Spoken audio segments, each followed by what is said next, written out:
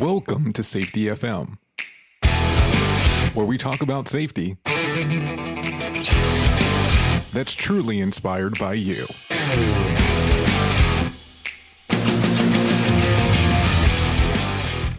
Hello, we are recording live from the 13th Annual FTA Drug and Alcohol Program National Conference being held at the Western Fort Lauderdale Beach Resort in, of course, Fort Lauderdale, Florida. Hello and welcome to Safety FM. My name is Jay Allen. As we're here at the conference, I'm not sure who exactly we'll run into or who we'll even talk to. We might just go ahead and give you a review of exactly what the different sessions were about, but stay tuned right here on Safety FM and we'll get to it right away.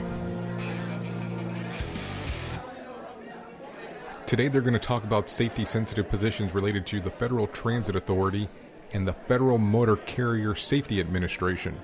You will hear a lot about Part 40.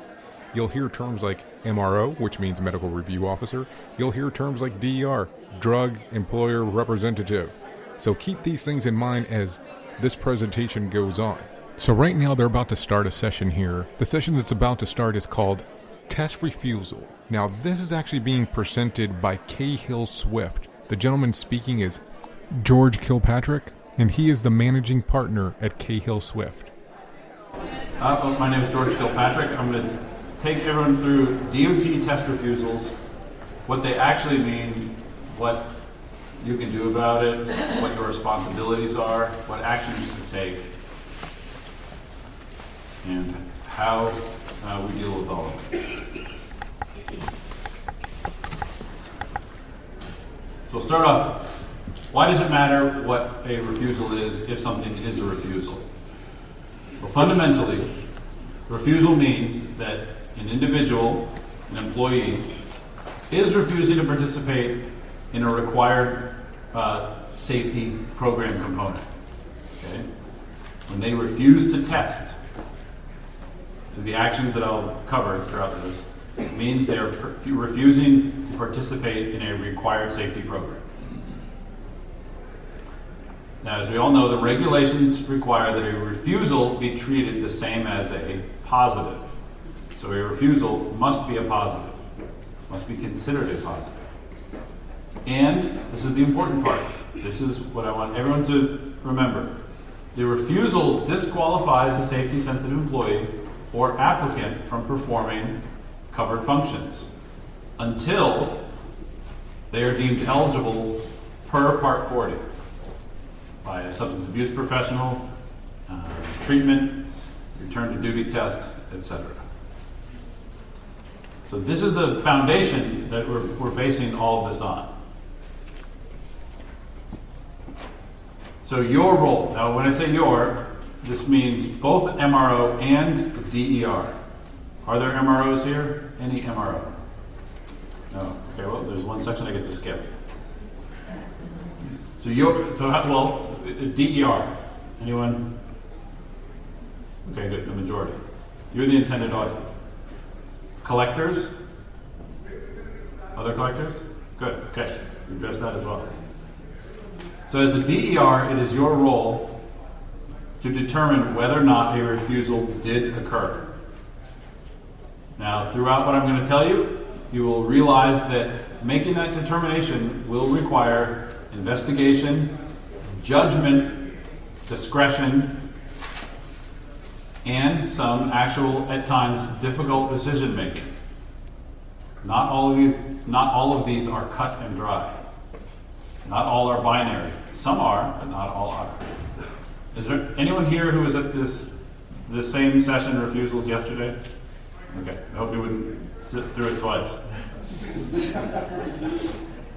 So these are the important components, and it doesn't matter whether or not you're zero tolerance or you have a second chance. The required components are, first, you determine that a refusal did occur. And if it didn't, hey Tom, I'll give you the mic. Sorry. No. You're sorry, wait till they hear what I'm going to say. So you determine that a refusal did occur. You immediately remove the employee from safety-sensitive functions, and you refer them to the substance abuse professional, regardless of whether or not you have second chance. These are the required steps. This is it. This is your obligation as per your role in this component of this safety program. So let's go through this. So who can determine if a refusal has occurred? Can the MRO determine? Those of you who have this printed out, the answer is already on the next slide. But can the MRO determine if a refusal has occurred? Yes. Correct. Can the DER determine if a refusal has occurred? The DAPM, DER. Also correct. The evaluating physician. This is, in the regulations, this is the physician who determines whether or not someone had in fact, shy bladder for medical purposes or could not produce a breath alcohol specimen for physiological reasons. Also correct. Can a supervisor who is transporting someone to the scene or notifying someone that they have to go for a test, can they determine that a refusal has occurred? No, they cannot. They can advise the DER of what has taken place, but they can't state with finality that a refusal has occurred. They cannot deem someone to have refused, that a refusal has occurred. A collector, this one's controversial. No, collector cannot determine that a refusal has occurred. How about a third-party administrator? Also no. Right. So only the top three, MRO, DER, and the evaluating physician. Why can't the collector determine that? They're there with the donor, right? The donor is doing things that that interacting with the collector, and there are steps that if they don't do it, the collector is the only other person there. Why can't they determine that it's a refusal? Because the DER has final say. The collector should certainly advise the DER as to what has happened. Right? They provide an account, a written account of what happened. Well, your donor was in there, your employee was in there. When I asked them to wash their hands, they gave me the finger, they walked off, test had started, or they came out with a cup was empty, and I told them you have up to 3 hours and 40 ounces of fluid, and they left. Right? That is a test refusal, but the collector only conveys that to you as the DER. You as the DER say, all right, I probably would call that a test refusal. What does the DER do before they call it a test refusal with that account, generally speaking? Talk to the employee. What happened?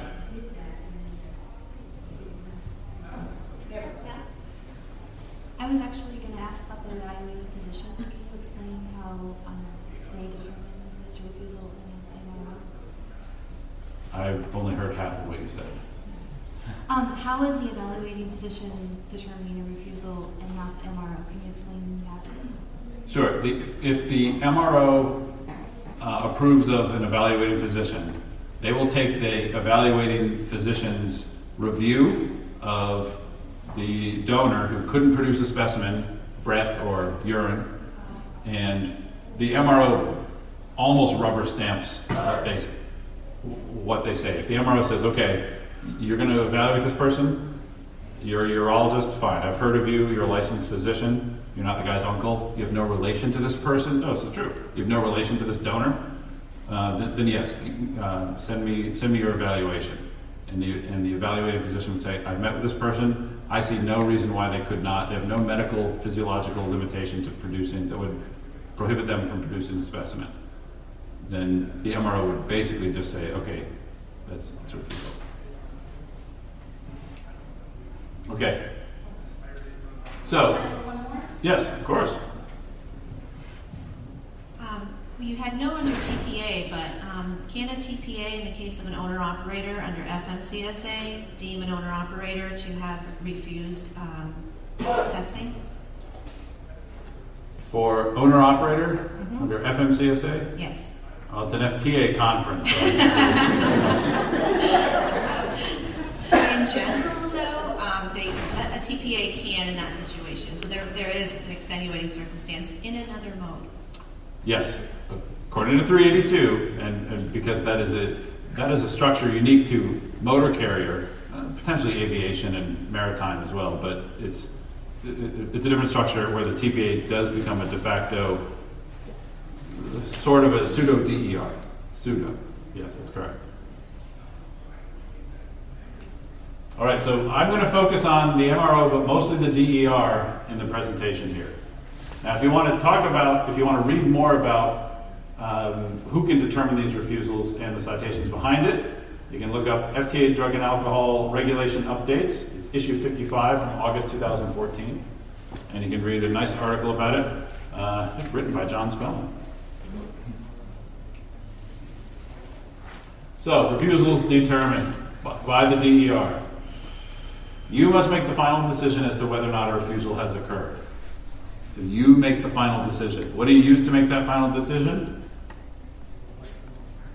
An account from the employee, an account from someone, the other person who was involved, the collector, or the monitor, or the observer, doing the direct observe, or the collection site staff, or the supervisor. Right? Lots of whoever else was involved. But Rebecca very correctly said you have to get the account from the employee as well. Now, you will see very often a lot of what I'm going to describe will come down to he said, she said, or she said, he said, whatever. The DER has the final say in this. Now, you don't have to make a decision that everyone agrees with necessarily, but the DER does have final say. Does that give them a disproportionate amount of leverage? Yes, it does. But not all the situations we're going to talk about are cut and dry. Any question up front? Yeah, we had Yes, sir. a kind of a weird situation. I worked for Connecticut DOT. We had a relatively new employee be brought for the test, and things just went wrong from the beginning. He forgot his ID. What the supervisor let him go back to the truck to get his ID, which is not, that doesn't fly with us. But anyways, then came back. As he was filling out his paperwork, he told the lady at the front that he had to go to the bathroom. She said, don't go. He went anyways. Supervisor was off doing something else. And then, so as we got the facts later on, throughout the day, it just, everything was wrong. And so I think that it should have been a refusal. I don't think that's what the final determination was, but it seemed like it should have been a refusal to test. Is there a time frame that the DER has to make this determination? Well, I'll say this. So it sounds like it was sort of a comedy of errors. But a DER evaluated the situation, looked over the facts, and jeez. Has it been spinning around? No one told me. I might have given away the punchline, so 8 anecdotes. All right. Here's the tough part. Someone looked it over. They looked over the case. They looked over the statements, figured out what went on, talked to the supervisor, talked to the collection site, talked to the employee, the applicant. Was it an applicant at that point? An employee. And they made a decision that it was not a refusal, but there was a refusal. They ultimately decided it was not a refusal. It was not a refusal. They have, that is the power vested in the DER. Now, you might not agree with that, and if you describe it to me fully in detail and I read everything, I might not agree, but I'm not the DER. Well, the reason the DER decided that was because it took so long to get all the facts. Sure. It took probably maybe 8 to 10 hours before all these details came forward. You think 8 to 10 hours is a long time to get the facts? that is light speed for many of these investigations. Okay. Well, if he would have given this, let's say that. Hold on a second, let me get you a microphone.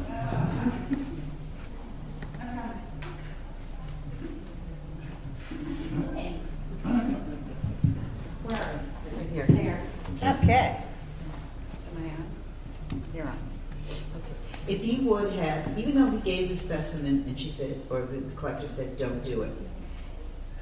And He was then asked to give a specimen, and he did, and the specimen was negative. That wouldn't constitute refusal.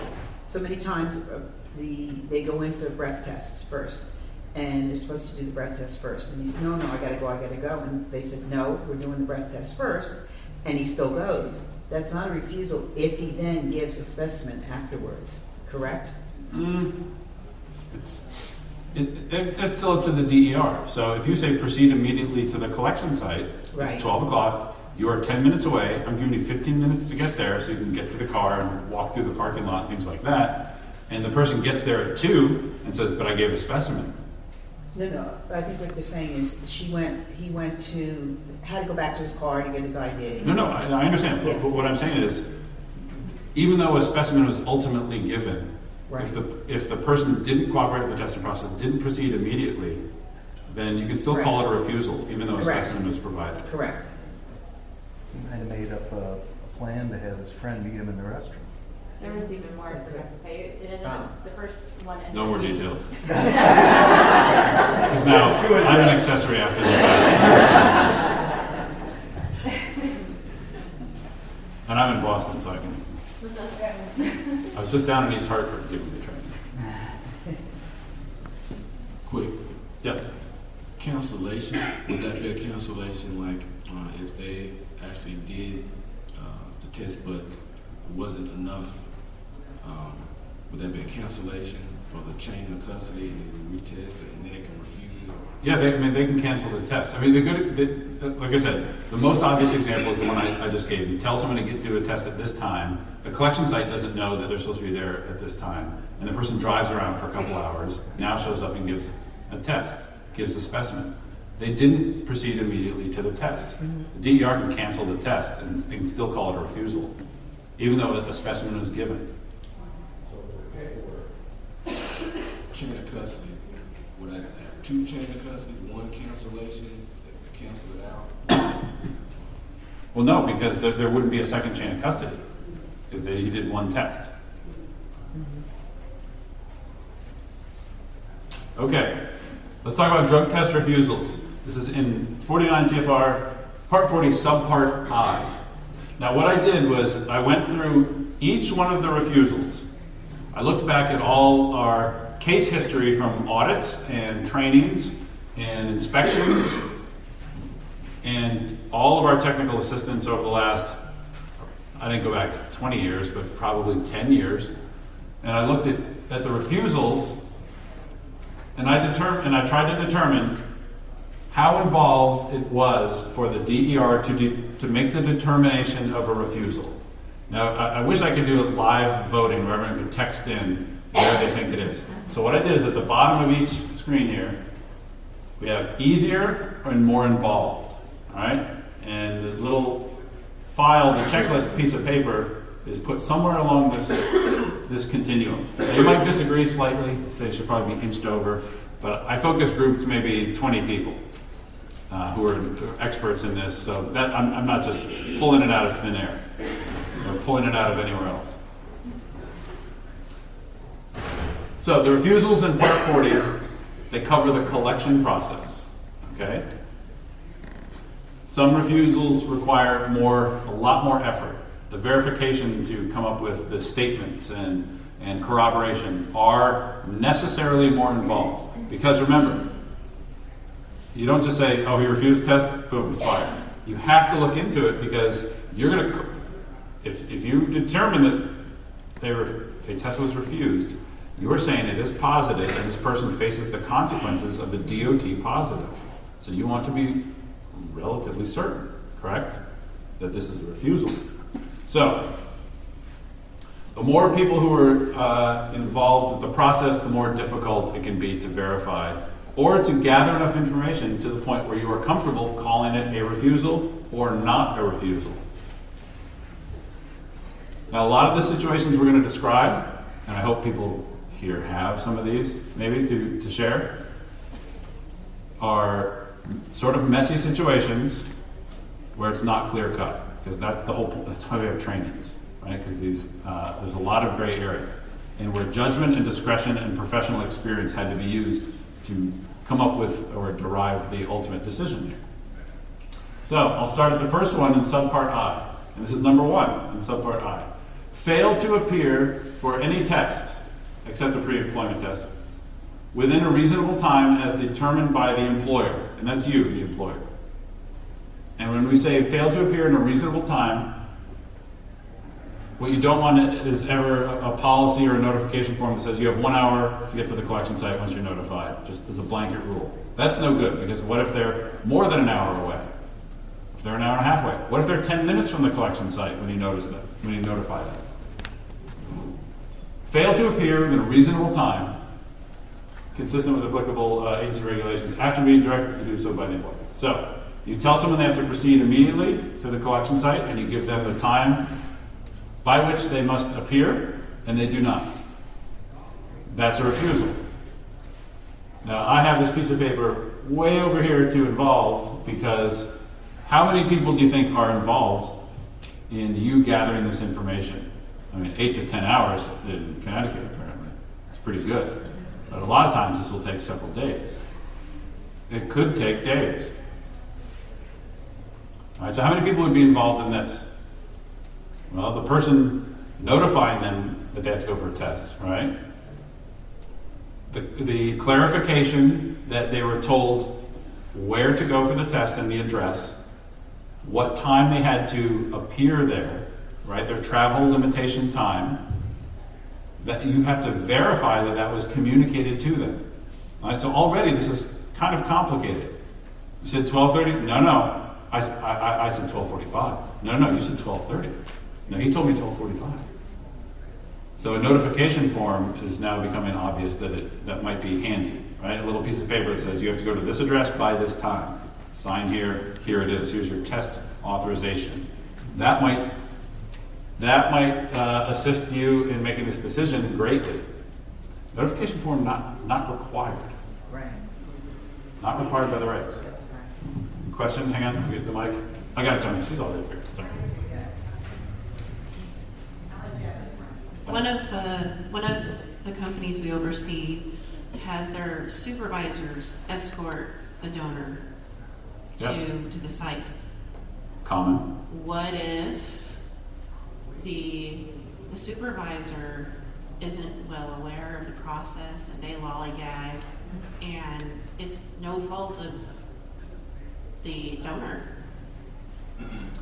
The DER has the discretion to now pull the supervisor aside and say, listen, I'm not going to call this a refusal because you're telling me you suggested you stop for coffee. They're saying, I hear about this a lot. He's escorting the employee. He says, oh, you have to pee? And the guy's like, oh yeah, I just went. All right, we'll stop for some coffee and maybe a bite or something like that. And I got to fuel the truck while we're going anyway. So is that, you would be a pretty cold-hearted jerk to tell the employee they did not proceed immediately. They were not driving. The supervisor was the one who suggested this. It's the supervisor who should say, no, we're not stopping for coffee. We're going directly. So the DER would have discretion to say that was not a refusal. All right? So, and again, that's why I say this is involved. So now you need to verify what they were told when. Were they told to proceed immediately? Who told them? The supervisor? Did they transport them or did the person drive themselves? Well, I drove myself, but there was traffic. Okay, where was the traffic? Where the drawbridge was up? We don't have a drawbridge in the county. What are you talking about? All this stuff. I was stuck behind the train. We hear this all the time. I was stuck at the railroad crossing, waiting for the train to go by. There were no trains today during the time that I told you to proceed. So what are you talking about? There's a lot more that needs to go into this because there are so many steps throughout the notification process from them being notified, so many details of confirmation from them being notified to them appearing. All right, that it will be involved. You're going to have to interview and ask for the accounts of multiple people. That's why I put that at more involved. All right, number 2, fail to remain at the testing site until the testing process is complete. I put this one about in the middle. I say I. When I say I mean that was the average of about what everyone said. We put that one in the middle. So how do you determine if someone failed to stay at the testing site? There are really only two accounts, right? There's the employee and whoever at the testing site said the person left. Maybe if there's a supervisor involved, you can ask them. There's video too Sometimes there may be video. Yeah. So this one doesn't involve a whole lot of information, but there's still some that you have to verify. I mean, the big one is failed to remain at the testing site. There's a difference between the guy left and never came back, or ran out to his truck and came back. That one might be tough. Well, did you tell him not to go out to his truck? No, there's a sign that says it here, just somewhere, if you leave the premises. I don't think that's, technically, I guess it's a refusal, but I don't think that's good enough. A collection site needs to say, if you're in the shy bladder period, you need to stay, you cannot leave. But what if the person has signed in and said, oh, you know what? First of all, or they sign in and they say, boy, the temperature in this collection site, it feels like the Westin in Fort Lauderdale. So I'm going to go out and get my jacket from the truck, or go out and get my phone charger or something like that. And he signed in, hasn't even been called back for the test, goes out, his truck comes right back. If the collection site says, well, they left the facility, that's a refusal. I don't know, maybe there's a bit to consider there as the DER. So I put that one in the middle. How about this one? Failed to provide a urine specimen for any drug test required by this part. Now, I have this one as one of the most difficult. And it's because, look at the language of this. Failed to provide a urine specimen for any drug test required by this part or DOT agency regulations. And there's the exemption for pre-employment testing, which we'll go into. This one is very generalized, and it's very, I don't say ambiguous, but it can encompass a whole lot of actions, right? This is saying that they just failed to provide a specimen. So now we're talking maybe there was a medical evaluation, maybe there were other things involved in this. There's a lot potentially involved in this that you're going to have to chase down, a lot of accounts of what happened that you're going to have to transcribe. In the case of this is number 4, and I'm going in order of the regulations. In the case of a directly observed or monitored collection in a drug test, fail to permit the observation or monitoring of your provision of a specimen. Well, this one I think is getting a little easier. Right? I have it down here in the green. This just means the person didn't let the observer observe them. Right? So who needs to be involved in that account? The donor and the observer. So that's two things for you to write down. What one person said and what one person did. And now people always ask me, well, isn't this he said, Isn't this she said, said? Because what if the observer says, I gave him the instructions to do a directly observed test. He said he didn't want to do it and it was too invasive and it interfered with his constitutional rights and he wasn't going to do it. And then the donor says, no, I was perfectly willing to do it. I don't know why he stopped the test. I don't know what that guy was talking about. I was ready to go. And I was following instructions. Well, who do you believe? Right? I would say tend towards the observer. Right? What's the upside for the observer making up this story? Basically 0. Do you think the observer wants to be in there? Checking things out? Like they got other stuff to do that day. That was not on their to-do list. All right, but what's the upside for the donor? They get to keep their job. Like the asymmetry of the upside is all on the donor. So I would probably tend to put credence in the account of the observer or the collector. And people can say, well, doesn't that open the donor up for open the situation up for potential abuse? Well, it could. Yes, if a collector or an observer had it out or had it in, which did you do it? Well, I suppose they don't have it out. If they wanted to get the employee, could they? Yes, I suppose they could. You could falsify something, but that's the structure we have, right? There is asymmetrical leverage on the part of the collector, because that's the structure. All right. Now, I've seen it where the employee says the person was really nasty to me, and when they asked me to do this, a directly observed test is necessarily a very invasive test. It invades that person's privacy. Legally, according to the U.S. Court of Appeals, but it is invasive. I think about what they're doing. If that person says, look, normally, I understand, I've been through this before, but the way that guy was doing it, I felt absolutely awful, and this is it, I'm shaken by the whole thing. You as the DER, and I say this because I've heard this, the DER said, well, who is the observer? They said, they went next door to the pawn shop and got this guy, because it was all women in the collection site, so they couldn't have a male observer. So they went next door, and there's a pawn shop, and they got this guy, he had a knife or something on his belt. It's this big guy, and he stood there like this, and the guy said, I felt absolutely awful, I was petrified. And the DER said, all right, this is not ideal, but that did not go as it should have gone. And that wasn't, the DER didn't like it. The DER said, okay, in this case, they're going to call it not a refusal. It's a little iffy.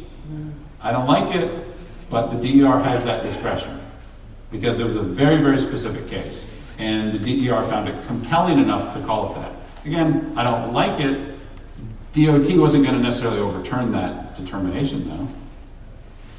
Right? Does this make sense? Does the test get canceled? That test was canceled. But because it was a directly observed test, they would have to retake it. Rebecca, I got you.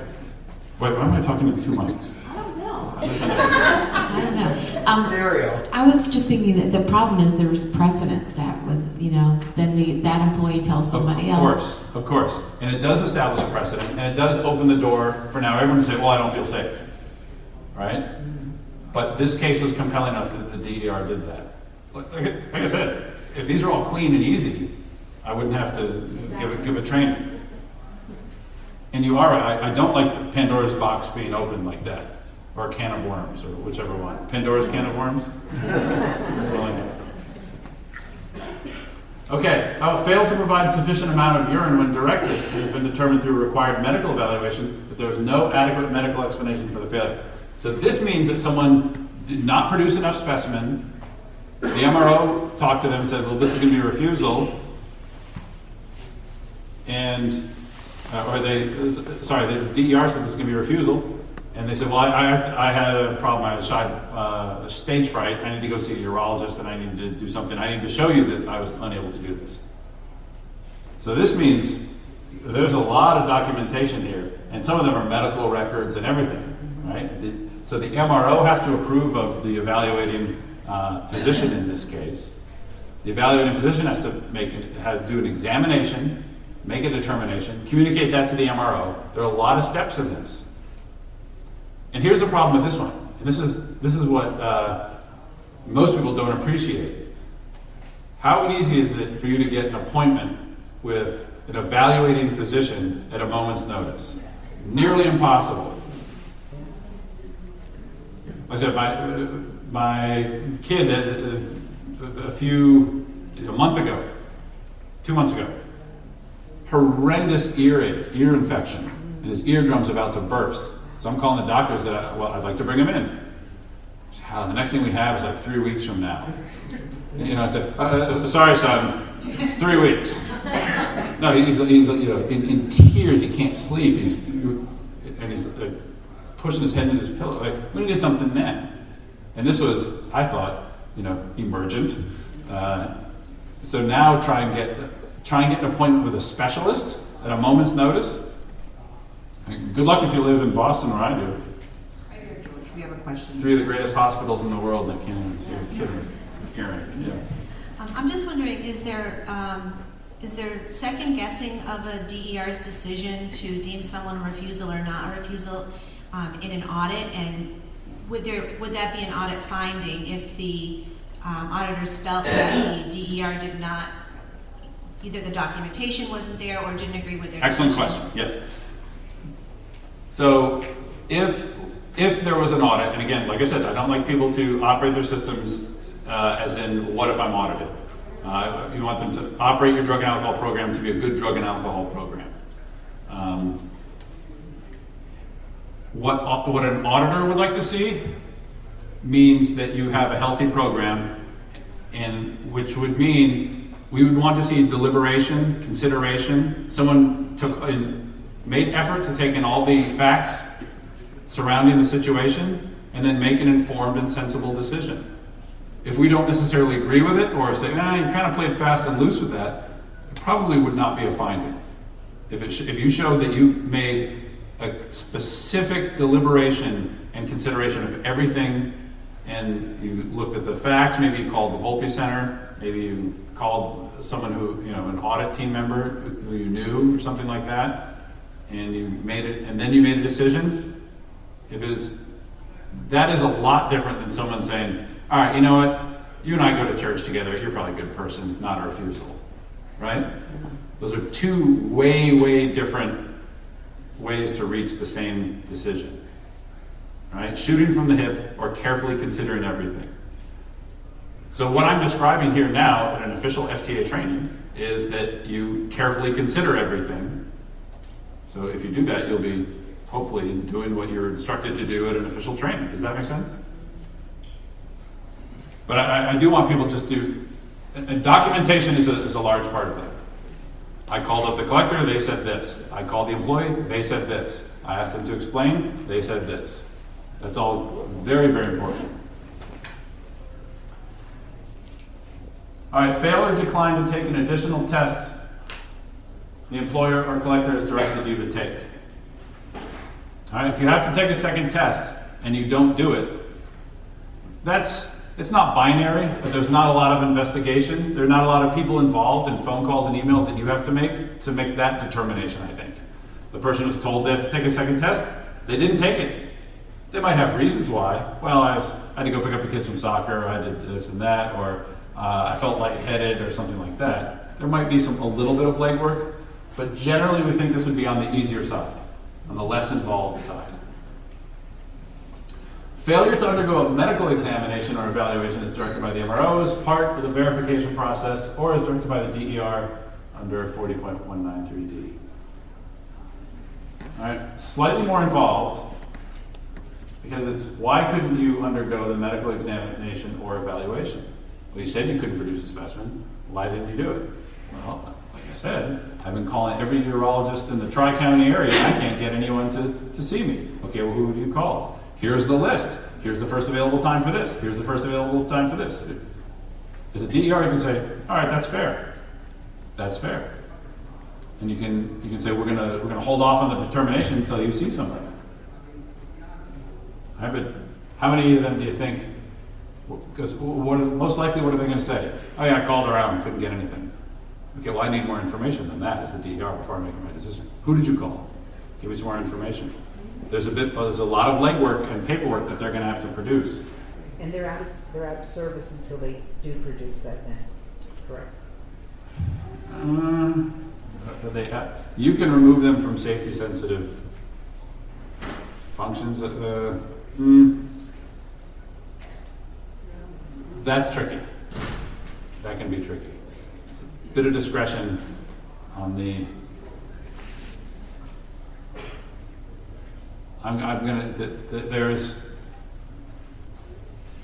There's been both ways on that. I can let you know. I can ask what the updated take on that is. Okay.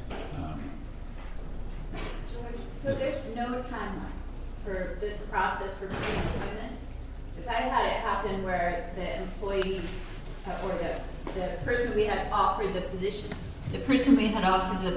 to couldn't get to her doctor, it took weeks. She missed the date on the letter was, we're hiring you for January 10th, and that passed by, and the whole process took like 40, 50 days. And finally the MRO said, okay, this person's cleared, but I'm guessing she has, half a kidney left or something. I don't know what, but anyway.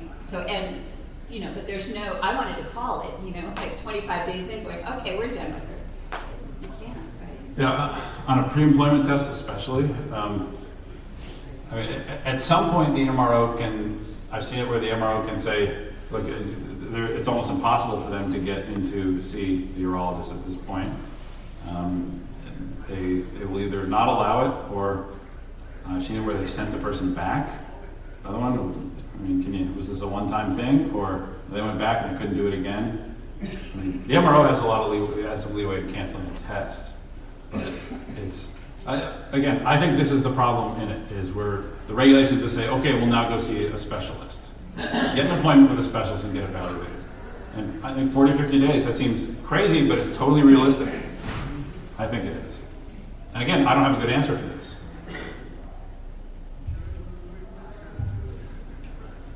Okay.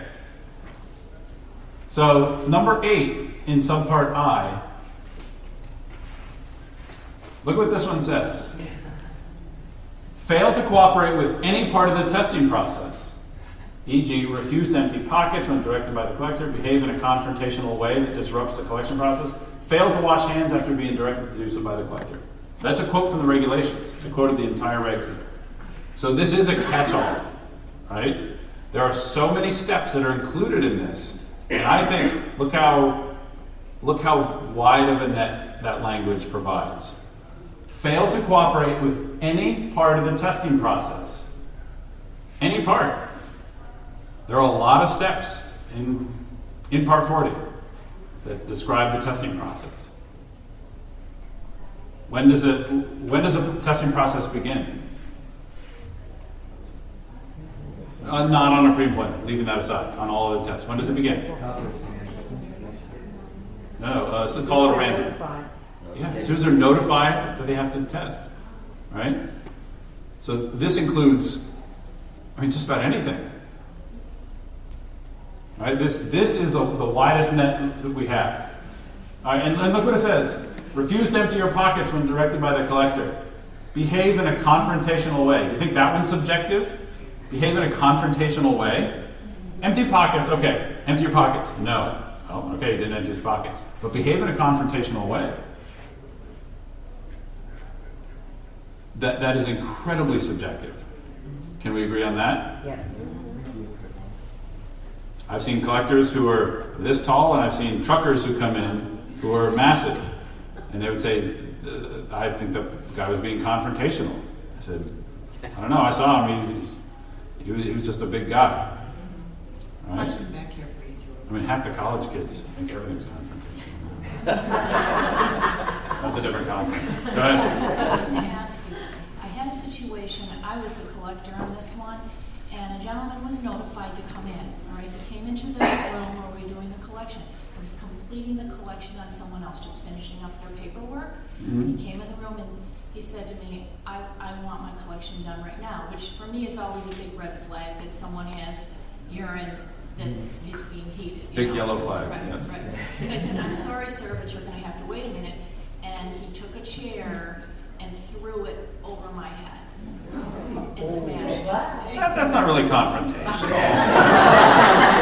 That's criminal. So, my question to you is, would that have been considered immediately refusal? I wasn't testing him at that point, though. I hadn't asked him to empty his pockets. It was before his testing was to begin, but he was notified. I'm going to go out on a limb, but it goes without saying. If that happens to you, and you are very clearly in jeopardy, which you were, Yeah. you do not proceed with anything. You notify the DER. There was no testing form. The test hadn't even Begun, right. Was there a testing form? He had a testing form, and he was next in line, and I did allow him to do it, but I took 10 minutes longer because I thought I'm just going to wait longer. So I did, and we went in, and he did the testing, but he was outside a temperature range at that point. So I, packaged it and then stated to him, we would need to do a retest, which, when I did that, I did have the DER with me at that point, when I made that statement to him, to which, of course, he just went ballistic and postal, screaming obscenities at me. But the test was over. But I just You wanted have nerves of steel. You should go into bomb disposal. But I just wanted to ask because he did not begin the collection. I mean, it was before. You had the right, well, first of all, good on you for doing what you did. You also had the right to just say, here's a technicality. Were you holding the form at that point, the testing form? I had his form underneath with all the forms. Okay. That's good. So if you had his form, you should have just said, I'm not proceeding with this. You need to leave immediately. In the remarks section on that form, get it on the form, on a federal form, because you have a lot more leverage in the future.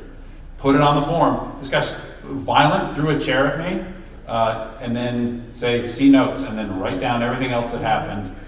Immediately call the DER. The test is done. He is refused. Very clearly has refused the test.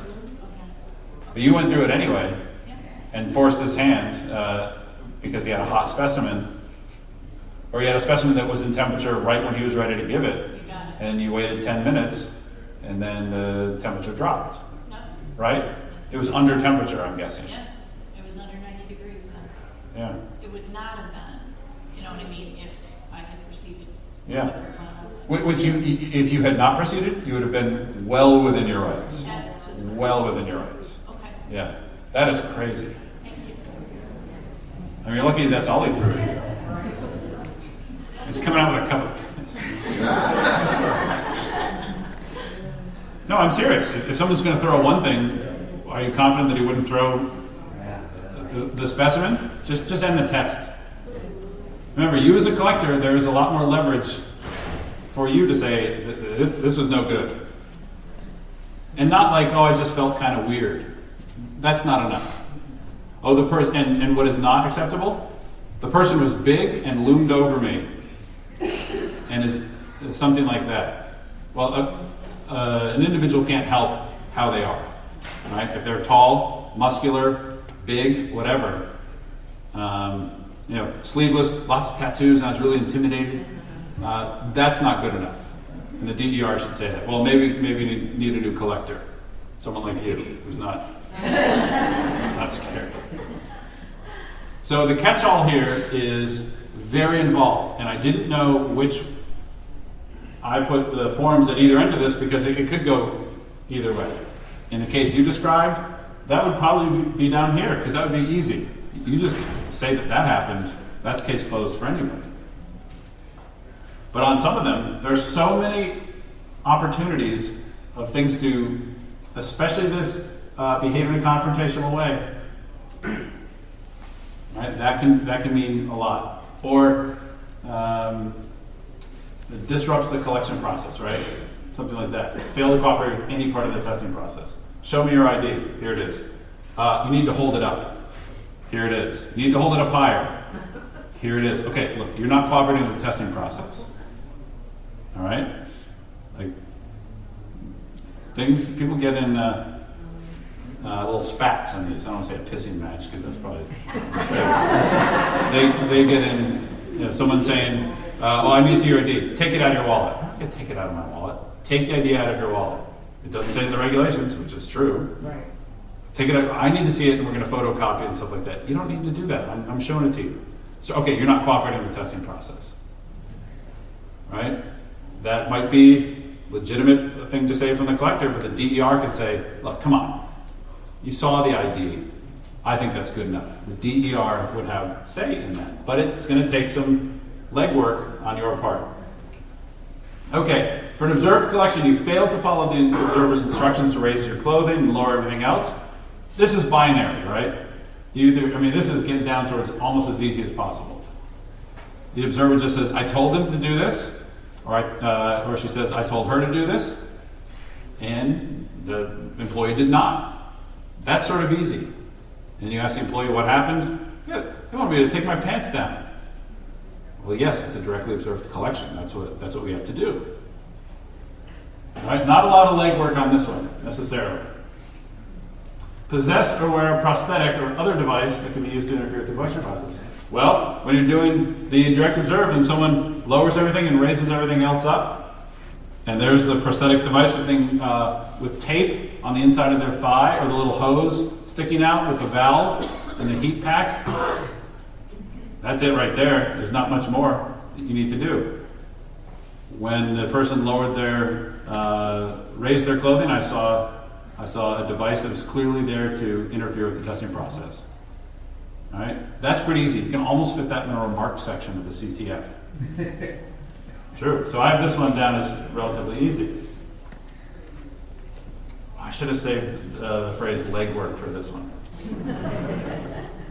All right, admit to the collector or MRO that you adulterated or substituted the specimen. This is as easy as it gets. That's a refusal. Question? The situation that you just went over. Hang on a second.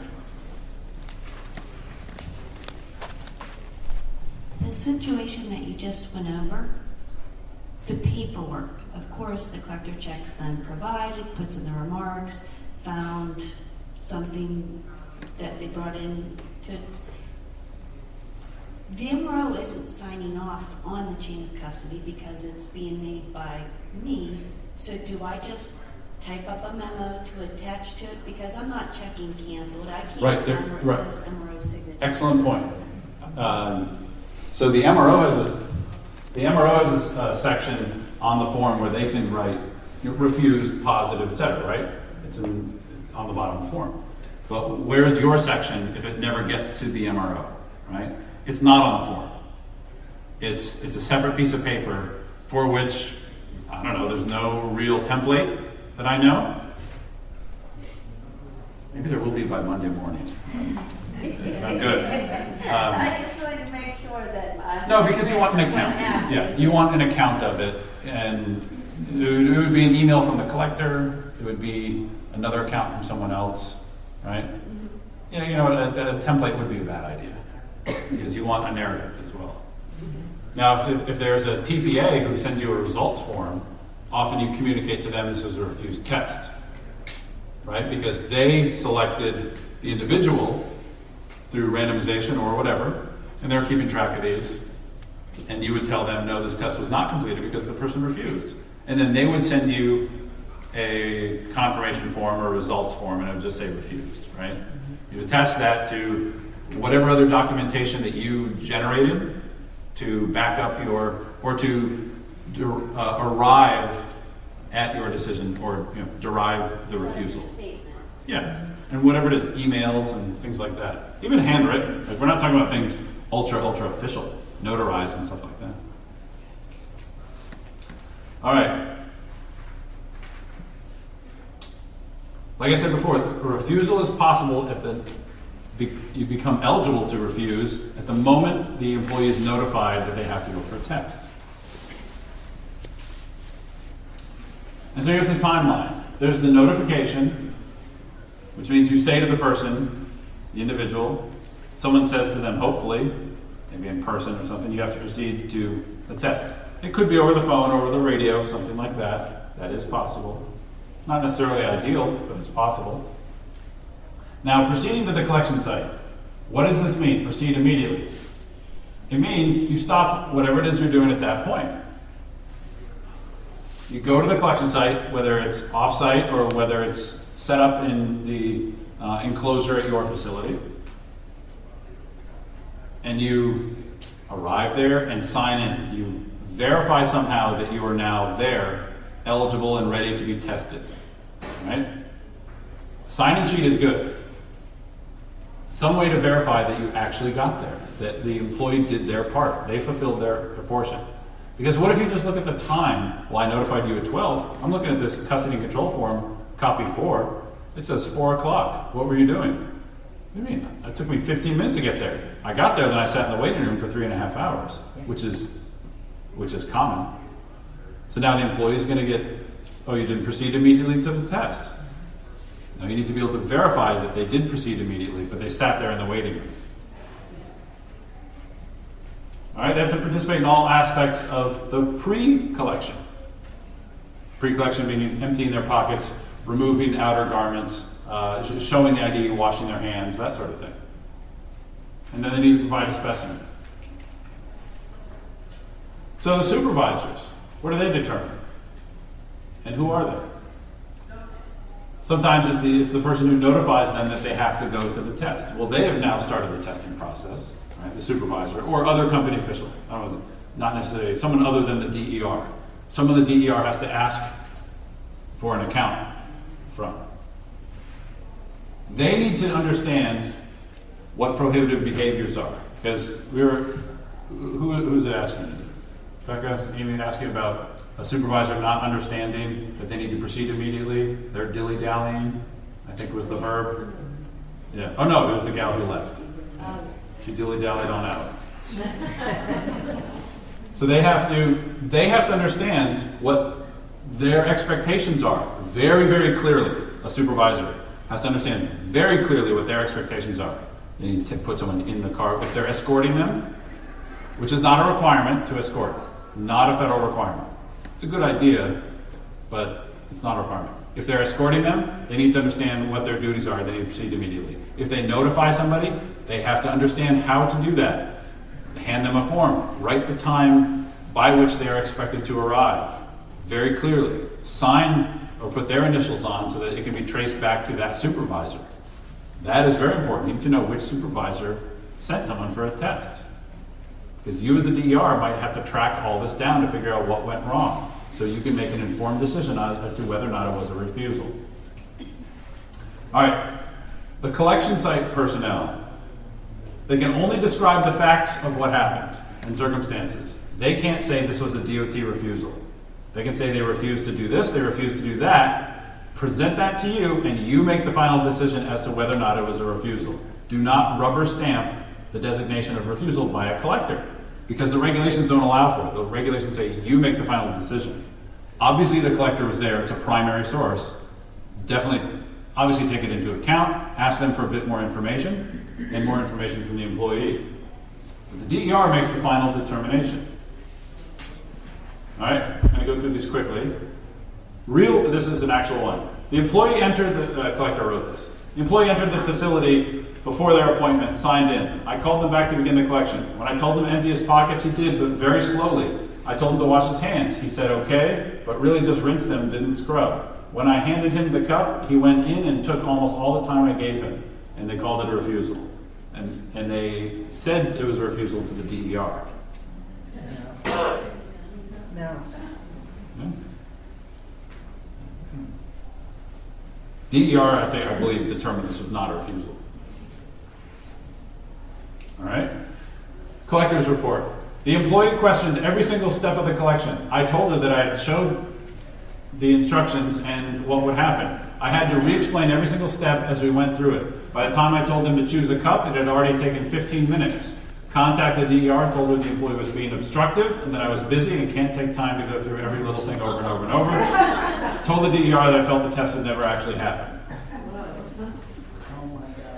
DER needed an account from the donor, right? The employee. Right. Employee said, she handed me the form, said here are the instructions, so I read them. So, Perfect rights to do that. yeah, it's within their rights. Now, the DER said, well, how long had it been? The collector said, it took him like 5 minutes to read through this thing, and I'm just standing there. I said, well, if you've seen the font, that's reasonable. Yeah. All right? And I think that was unreasonable. How busy the collector is should not bear on the rights of the employee, right? For sure. So he told the DER the test would never actually happen. And the employee said, listen, no one's ever showed me the back of the form and told me these things. I was reading through it. I just went through each step. Just want to know what's going on. DER had to make a judgment as to whether or not that was legitimate. It's not cut and dry. They had to make a judgment. Alcohol test refusals, same thing. Fail to appear for any test, relatively involved. Just the same as drugs. It's the exact same amount of legwork that needs to be done. Fail to remain at the testing site, exact same for drugs. I've seen no difference in the investigatory effort required for alcohol and drugs in each category. Fail to provide an adequate amount of saliva or breath. Again, this is the most difficult one to determine. The exact same for drugs. When you fail to provide a drug specimen, urine specimen. Same thing, if you go through a medical examination to determine whether or not you could, you got to meet with a specialist to see if you have the lung capacity to do this. Very involved and could take days, weeks, if not 40 to 50 days. All right, another collector said, the employee did not sign the consent or the intake forms that we require. We told him that he could not be tested for alcohol if he didn't. It was a refusal. If someone doesn't sign the intake forms at the collection site, what do I mean by intake forms? The clipboard with 800 pages of stuff that you have to fill out? If the person doesn't want to fill that out, is that a DOT refusal? No. Right. Are they refusing to cooperate with a part of the testing process? No, not really. Part 40 doesn't mention any intake forms. That's not part of the testing process. The intake forms are the consent to, I will be tested, my insurance may be notified, I may blah, blah, blah, blah, blah, and it's a clipboard with the pen with the teeth marks all on it that you have to fill out before you go in there, right? That one has nothing to do with the testing process. If someone doesn't want to fill that out and talk about their medical history on this form, well, good for them. I don't want to fill it out either. I'm just there to do an audit, lady. Like, why do I have to fill this out? It's an FTA audit at your collection site. I'm not getting blood drawn. I don't have to list my allergies, right? Neither does your employee. If they don't want to fill out the clipboard that has nothing to do with the forms, it's not a DOT refusal. You can overturn that. Not overturn, you just don't call it a refusal. That one, I say you educate the collection site. You tell the collection site, look, it's a DOT test, they don't have to do that. All right?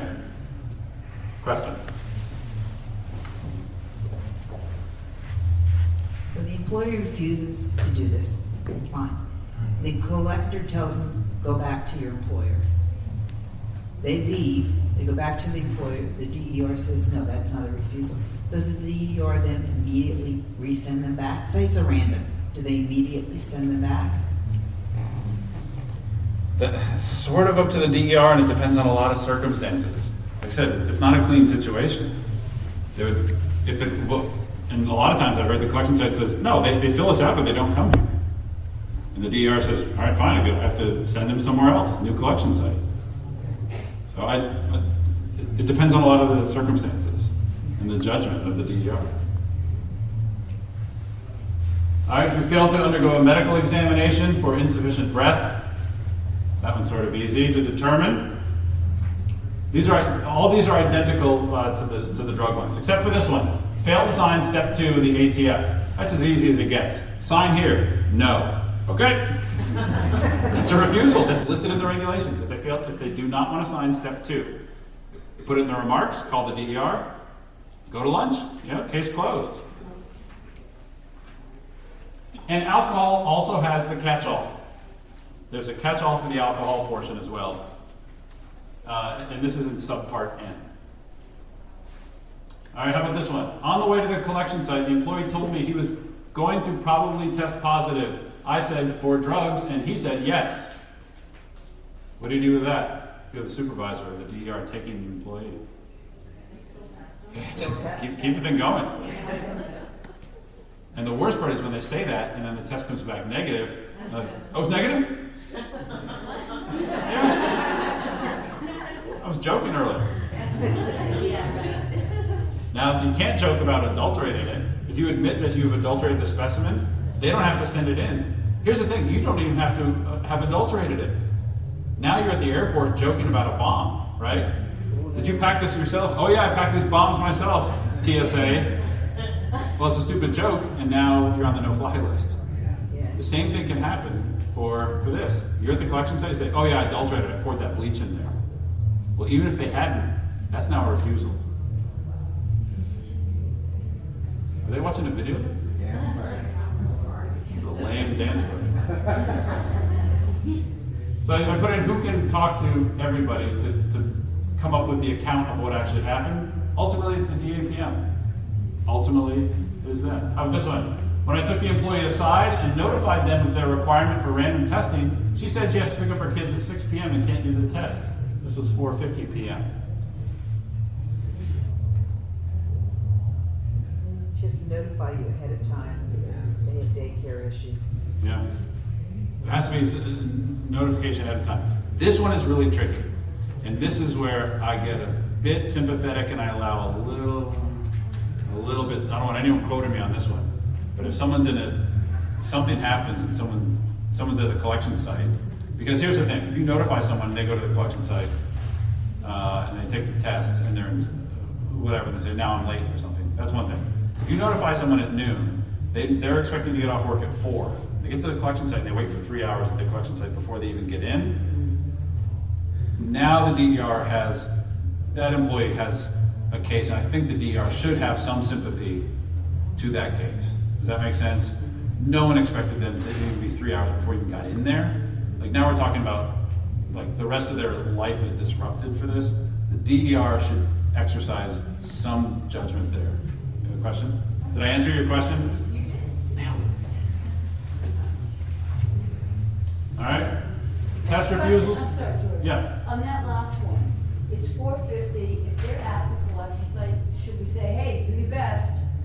If they're there, yes. They have to. They have to go through it. Yes. I'm not saying because again, the precedent. You don't want to open up this can of worms. If they're there, they have to go through it. And if you want to do someone a solid, they say, well, I have to pick up so and so. I got to be. I've seen it where the supervisor literally escorts them to pick the person up and brings them back under the supervision of the supervisor.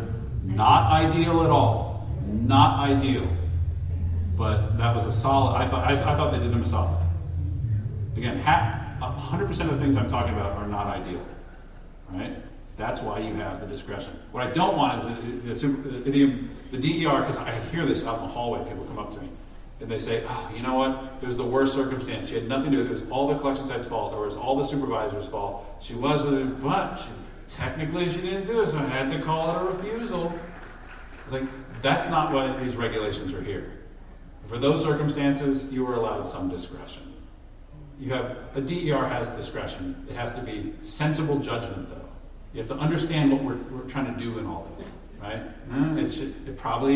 It was not her fault, but technically she didn't proceed immediately, so because there's a road fatality and there's traffic, so she did get there 45 minutes late, just like everyone else did, just like your supervisor who was in the same, who's meeting her there. Like you can't bend on this a little bit. Use your professional judgment. Common sense. Common sense, yeah. All right, if you normally void through self-catheterization and decline to do so, that's a refusal. That's pretty easy to determine. If the employee admits to having adulterated or substituted the specimen, the MRO, if they admit it to the MRO says that's a refusal. Again, don't joke around. I mean, the MRO would see a result anyway. But if it's negative and they said, but I adulterated it, swapped it out, it's negative, but it wasn't mine, it's my wife's. The MRO can say, good enough for me, that's a refusal. All right, there are no MROs in here? Okay, I'm going to skip that then, because these are for the MROs. This is what you need to do. These are your steps as a DER. When there's no confirmed report from the MRO that there's an adulteration or substitution or admittance of, you perform preliminary review of the statements or documentation. You read through everything that you have. You determine that a refusal has occurred. You remove the employee from safety-sensitive functions. You notify the employee, obviously comes after the removal. Now you gather relevant statements, clarifications, and everything. If the refusal has occurred, someone says, well, I think this is a refusal. The first thing you do is remove the employee from safety-sensitive functions. If the collector says, the guy threw a chair at me or whatever, you say, okay, the person's removed from safety-sensitive functions. Now you can gather some information and figure out, well, let's figure out what actually truly happened here. and you articulate to the employee that their refusal has occurred, and you refer them to a substance abuse professional. Now, how do you describe with the employee? You describe the circumstances that led to your decision as the DER. You allow for additional facts from the employee during the conversation. But again, the burden of proof is on them. The leverage is with the collector in this case. And explain the consequences per company policy. If anyone sat through Craig's presentation on how to build a policy, this is why he said you have to have your consequences listed out, because you need to point to it. Confusion of DOT versus non-DOT. Well, it's a non-DOT test, but we're going to call it a DOT refusal. That's no good. It has to be a DOT. If you're going to call it a refusal, make sure it's a DOT test. The intake forms at the collection site, they don't have to do it if they don't want. Unclear account of what actually happened. Or the well-meaning collectors giving bad instructions. Perfect example. Person says, I don't think I can go. All right, well, I'll tell you what. Why don't you come back after lunch? All right, the collector's just trying to help him out. This happens a lot, believe it or not. A very well-meaning collector, they're new, and saying, okay, go back out to the waiting room. I'm going to pause this test. Just go out, drink some water. We'll resume it when you can. They don't call it a shy bladder. They just say, they're just trying to help him out. Again, their heart's in the right place, but it's wrong.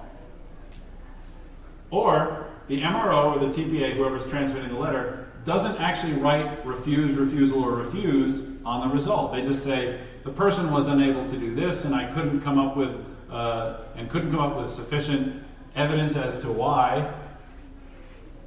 End of sentence. They need to say, I have deemed this a refusal. The MRO needs to be very clear that if they are calling it a refusal, they use that actual noun or verb. Okay, what do you do about it? Ask for more information. Get everything in writing. Everything must be in writing. Actually quote what people say. Call them up. If they're not giving you an email account fast enough, you can call them up and say, just tell me what he said and what you said and what the employee said. And just write it down, transcribe it. Here's the most important part of this entire presentation. You need to take the account of what you had, right? The body of evidence, emails, what someone said, notification forms, at this time this happened, at this time you never showed up, and you need to be able to match it to a citation from Part 40. Okay? You need to be able to say, okay, these actions match up with this citation in Part 40. And remember, there's a catch-all too, so if you can't get into one. But be specific. Do not proceed immediately. 40, subpart I, number 3, whatever it is. If you can't match it up to an actual citation, it may not have been a DOT refusal. Right? This is very, very important, because now it's not you just saying it. You are not arguing, I think you refused. You're saying, the regulations say you refused. Now I'm required to do this. I'm required to remove you from safety-sensitive duties, terminate you or whatever, or send you to a substance abuse professional. And remember, it does matter. Refusal means that they're refusing to participate in the required program component. And it is a positive. And it disqualifies them from performing safety-sensitive functions. That's the whole point of this. Preventing someone who has refused to participate in a safety program component from performing safety-sensitive functions. That's why we're doing this. All right, you can look at the drug and alcohol regulatory updates. You can look at our letters of interpretation. You can host one-day training seminars where we will go over this. That's it. It's lunchtime. I'm 2 minutes early. Thank you, guys. Thank you very much. Enjoy the rest of the conference. Please make sure to either go on WOVA and do the survey. I am just blown away by all of the information they just provided to us.